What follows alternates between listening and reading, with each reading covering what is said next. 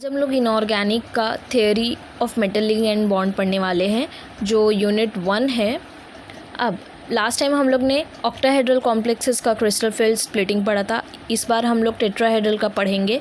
Octahedral में 6 ligands attach थे एक पॉजिटिव मेटल आयन के साथ, बट यहाँ पे दैट इज़ टेट्राहेड्रल में Ml4 that is 1 2 3 4 metal positive ion के साथ यहाँ पे 4 लिगेंड्स अटैच्ड होंगे। हम लोग को पता है कि 5d ऑर्बिटल्स होते हैं dxy dyz dxz dx square minus y square and last is dz square, जिसमें से जो डिसोसिएशन होता है 5d मेटल ऑर्बिटल का वो एनर्जी एब्जॉर्ब करके हाइपोथेटिकल पोजीशन पर जाता है। यहाँ से डिसोशिएट होता है अपर T2g लेवल में और लोअर EG लेवल में।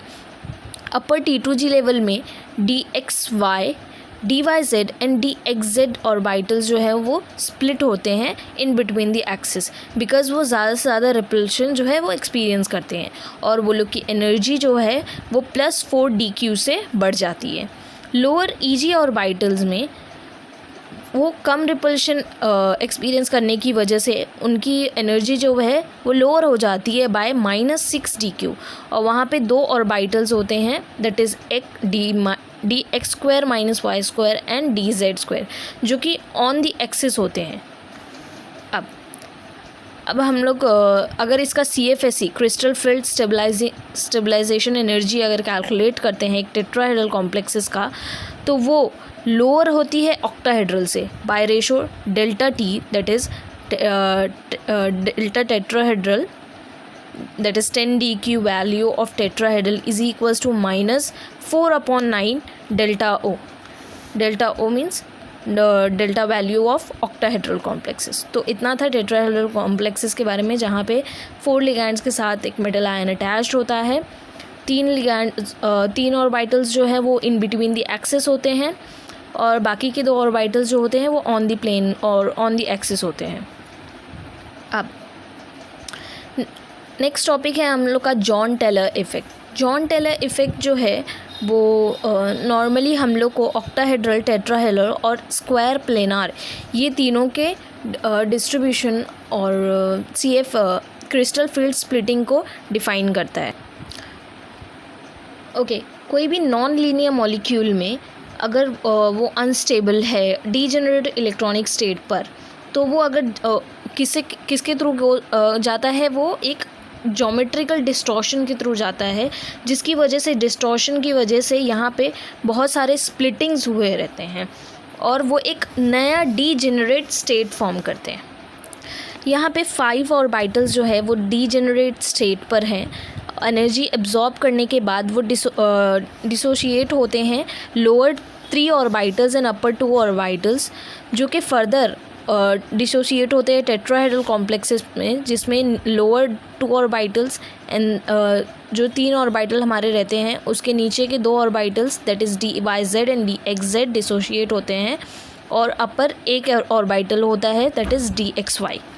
जो dx square minus y square और dz स्क्वायर होता है वो dz स्क्वायर जो है वो नीचे की तरफ डिसोशिएट होता है और बाकी dx square minus y square वो ऊपर की तरफ डिसोशिएट होता है।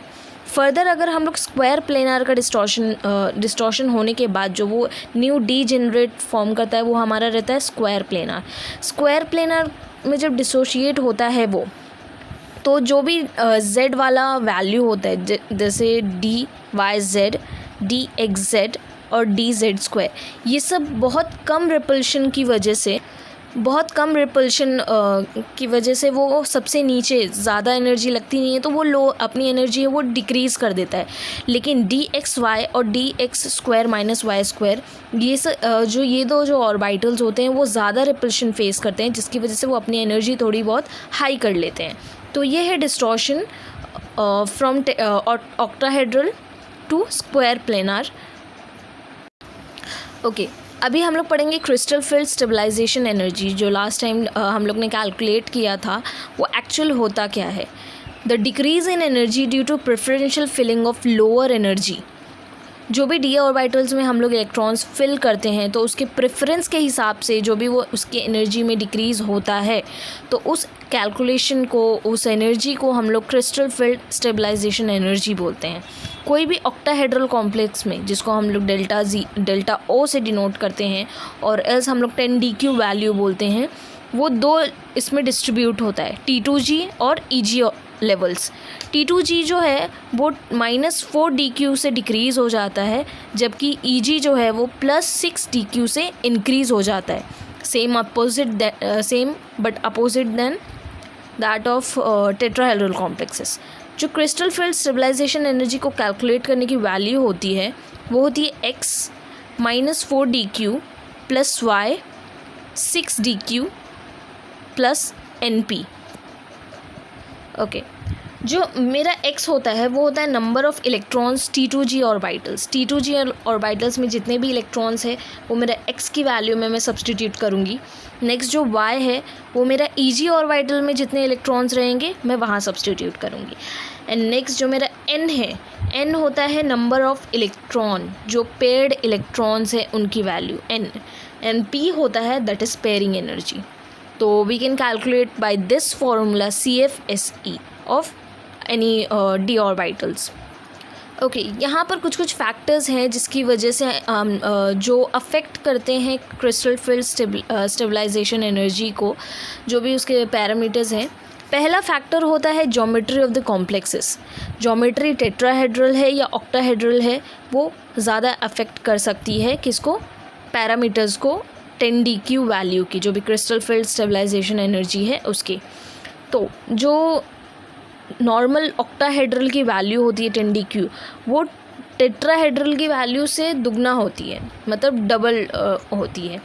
जो वो कौन से फैक्टर्स पर बेस्ड होती है, दैट इज़ ML6। ऑक्टाहेड्रल में ज़्यादा लिगैंड्स फील्ड होते हैं और और ML4 दैट इज़ टेट्राहेड्रल में उसके लिगैंड फील्ड जो होते हैं वो कम होते हैं। जबकि ऑक्टाहेड्रल में जो है 10 DQ वैल्यू की एनर्जी बहुत हाई होती है, बिकॉज बहुत सारे दो ऑर्बिटल्स जो हैं वो ऑन दी एक्सिस होते हैं, जो XYZ एक्सिस होता है, तो मेरे दो ऑर्बिटल्स जो है वो ऑन दी एक्सिस होते हैं। इस वजह से उसकी 10 DQ वैल्यू जो होती है हाई होती है ऑक्टाहेड्रल की, और लो 10 DQ वैल्यू और ऑफ टेट्राहेड्रल वो बहुत लो होती है, बिकॉज उसके कोई भी एक्सिस पर प्रेजेंट नहीं होते हैं ऑर्बिटल्स। नेक्स्ट है मेरा नेचर ऑफ लिगैंड्स। अब नेचर ऑफ लिगैंड पर डिपेंड करता है, मतलब मेरा लिगैंड जो है वो नेगेटिव है या मेरा लिगैंड जो है वो न्यूट्रल है, वो 10 DQ वैल्यू को डिफ़र करता है बाय लिगैंड। तो लिगैंड मेरा कौन सा है उस पर डिपेंड करता है मेरा 10 DQ value. Charge on metal ion, metal ion का चार्ज भी है वो 10 DQ वैल्यू को डिफ़र करता है।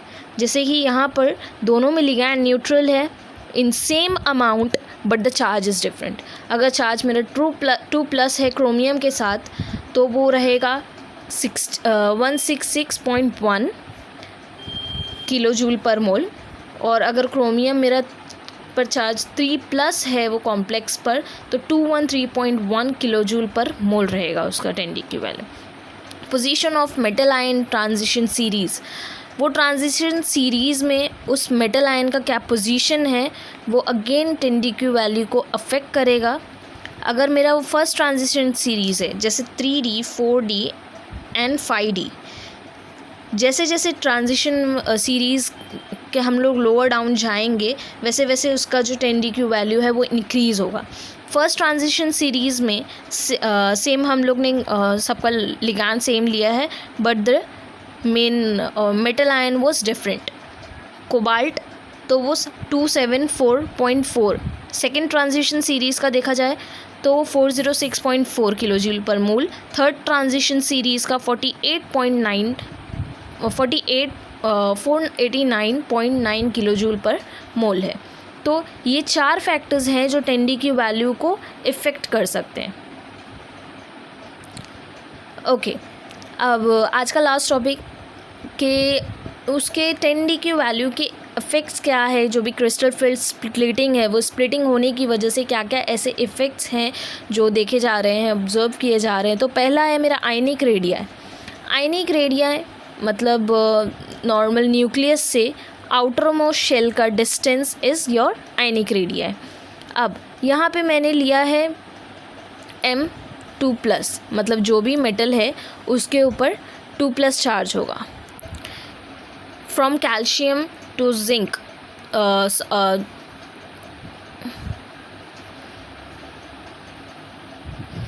यहाँ से यहाँ तक फ्रॉम D0 टू D10 हम लोग ऑब्ज़र्व करेंगे कि आयनिक रेडिया में कैसे कैसे चेंजेस होते हैं। ओके, अगर नॉर्मल पीरियोडिक ट्रेंड देखा जाए तो D0 से वो वैल्यू जो आयनिक रेडिया जो है वो डिक्रीज़ होता है, लो डाउन होता है टूवर्ड्स D10। बट अगर मेरा कंडीशन रहता है वो लो स्पिन फॉलो करता है तो D0 में टू D6 जो उसका रहता है फिलिंग ऑफ इलेक्ट्रॉन्स वो T2G में रहता है। मतलब जो भी मेरा इलेक्ट्रॉन्स रहेगा वो लोअर ऑर्बिटल पर T2G में रहेगा। बट ओके, वो पहले सिंगली पेयर्ड होगा नीचे के T2G लेवल्स में, एंड देन वो उधर ही पेयरिंग अपना स्टार्ट कर देगा। तो वो फ्रॉम D0 टू D6 हम लोग को पेयरिंग T2G में प्रेजेंट होती है, इसलिए यहाँ पे नॉर्मल डिक्रीज़ दिखाया है। बट यहाँ पे अभी लो स्पिन होने की वजह से, लो स्पिन मतलब हम लोग का जो स्प्लिटिंग रहेगा वो बहुत ज़्यादा लार्ज रहेगा, तो सारे इलेक्ट्रॉन्स पहले नीचे पेयर्ड होने के बाद ऊपर ट्रांसफ़र होंगे। अब अगर हम लोग फ्रॉम D6 टू D10 देखा जाए तो वो EG में फिलिंग स्टार्ट हो जाती है। T2G फिल हो गया, पूरे 6 इलेक्ट्रॉन्स उसमें फिट हो गए, and the remaining other electrons जो D7 से अराइज होंगे वो EG ऑर्बिटल्स में फिल होना स्टार्ट हो जाते हैं। तो हमारी एनर्जी जो है वो डिक्रीज़ हो जाती है, जो आयनिक रेडिया है वो डिक्रीज़ हो जाता है। बट अगर मैंने हाई स्पिन लिया है, अगेन हाई स्पिन मतलब उसका जो स्प्लिटिंग है वो स्मॉल होगा। स्प्लिटिंग स्मॉल होने की वजह से पहले T2G में इलेक्ट्रॉन्स फिल होंगे, फिर वो सिंगली पेयर्ड EG में होंगे, फिर अगेन वो T2G में पेयर्ड होंगे, और फिर अगेन वो EG में पेयरिंग शुरू कर देंगे। तो ये प्रोसेस की वजह से जो अगर मैं लो स्पिन लूँ तो फ्रॉम D0 टू D6 मेरा एनर्जी लो होता है आयनिक रेडिया का, and then from D6 to D10 वो एनर्जी वापस राइज होता है। बट अगर मैं हाई स्पिन कंसिडर करती हूँ तो मेरा आयनिक रेडिया वो है जो वो D3 तक डिक्रीज़ होगा, बट एनर्जी ऊपर इलेक्ट्रॉन्स अपर EG लेवल में जाने के बाद उसकी एनर्जी राइज होगी, एंड देन वो fall of energy from towards D10, then again energy वापस राइज होगी। तो ये इफ़ेक्ट होता है क्रिस्टल फील्ड स्प्लिटिंग का in comparison of high spin low spin complex, और ये मेरा जो है नॉर्मल पीरियोडिक ट्रेंड रहेगा। Next, hydration energy. Hydration energy is the heat that evolve when the metal ion gets hydrated. अब हाइड्रेशन एनर्जी जो है वो कहाँ ऑब्ज़र्व की जाती है? दो तरीके की हाइड्रेशन एनर्जी। पहली जो कैलकुलेटेड है, मानी थियोरेटिकल हाइड्रेशन एनर्जी जो भी कैलकुलेट किया गया है। दूसरा observed hydration energy. Observed hydration energy में ये ऑब्जर्व किया गया है कि जो भी कैलकुलेटेड हाइड्रेशन एनर्जी है उसमें CFSE की वैल्यू जो है वो ऐड की जाती है, तब जाके वो हमारा एक दो कर्व देता है, बाइनोडल कर्व। यहाँ पर D0, D5 and D10, D0, D5 and D10, ये तीनों D ऑर्बिटल्स की जो एनर्जी है वो मेरी कैलकुलेटेड हाइड्रेशन एनर्जी के साथ मैच करती है, जिसकी क्योंकि उसका जो CFSE है वो 0 है, इसलिए वो सिर्फ कैलकुलेटेड हाइड्रेशन एनर्जी पर बेस्ड होती है। बट जो मेरा बाकी का D1, D2, D3, D4, D6, D7, D8, D9, बाकी के जो हैं रिमेनिंग 7 Ds, वो CFSE को ऐड करने के बाद वो हमें एक कर्व देती है।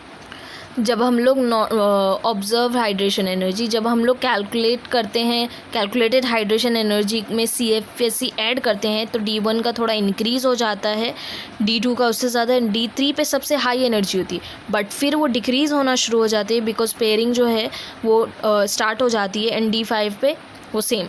देन D6 पर वापस वो अगेन सिंगली फिल्ड होता है EG में, देन अगेन पेयरिंग होता है, इस वजह से उसकी energy increase decrease then increase and then decrease show करती है हम लोग को। आज के लिए इतना ही टॉपिक। अभी नेक्स्ट हम लोग पढ़ेंगे उसके मेरिट डीमेरिट्स, जो भी लिमिटेशंस हैं, and other 2 topics are there.